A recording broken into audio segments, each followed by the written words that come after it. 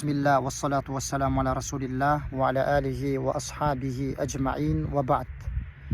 Үйлөнүүнү максат кылып, үйлөнүүгө аракет кылып жаткан жаштарга кыскача диний насаат.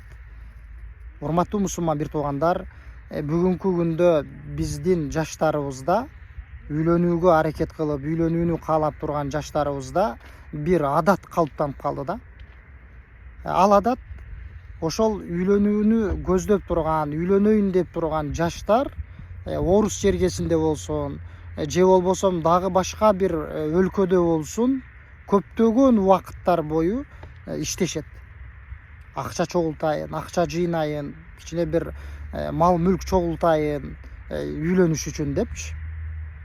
Анан урматтуу мусулман бир тууган, сен эмне үчүн мынча көп убакыт бою акча табайын, үйлөнөйүн деп аракет кылып жүрөсүң десең, ал айтат: мен дейт, ошол үйлөнүшүм үчүн акча чогултуп атам дейт.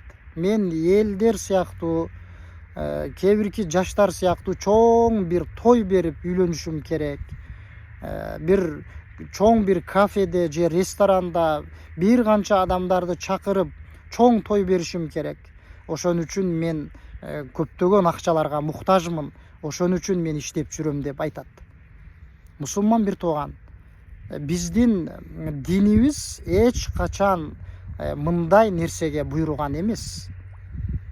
Жада калса динибизде бул мындай нерсеге буйруу мында турсун. Эч кандай динибизде кызыктыруу дагы жок. Сен чоң той бергин, сен көптөгөн адамдарды чакырып той бергин деген эч бир кызыктыруу жок. Эгер сен ошондой той кылсаң, көптөгөн соопторго жетесиң деген эч бир андай нерсе жок, урматтуу мусулман бир тууган. Тескерисинче, пайгамбарыбыз саллаллаху алейхи ва саллям хадисинде хайрун никахи айсаруху деп айткан. Эң жакшы үйлөнүү той, эң жакшы нике бул жеңил жол менен болгон, жеңил жол менен өткөн той деген. Мынакей урматтуу мусулман бир тууган, мынакей урматтуу үйлөнүүнү каалап турган мусулман бир тууган. Пайгамбар саллаллаху алейхи ва саллям бул хадисинде эң жакшы тойду айтып атат.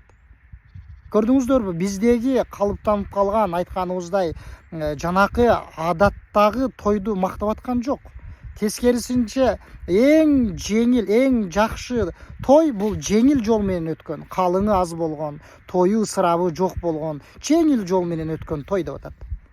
Сиз үйлөнө турган болсоңуз, эмне калыңды дагы жеңилдетип, анан ошол той кылганда тойду дагы жеңилдетип, сиз ошол өзүңүзгө жакын болгон адамдардан мүмкүн 10ду, 15ти, ушундай бир аз адамдарды чакырып эле, сиз мынакей мен үйлөнүп атам деген бир абалыңызды, ошол үйлөнүү тоюңузду билдирип койсоңуз болду. Мындан башка эч бир, урматтуу мусулман бир туугандар, кыйноо жок. Бул өмүр кыска. Сиз 10 жыл, 15 жыл, кээ бирөөлөр 20 жыл, ушунча көп өмүрүн ушул үйлөнүүгө акча жыйнаш үчүн өткөрүп атат да, тилекке каршы.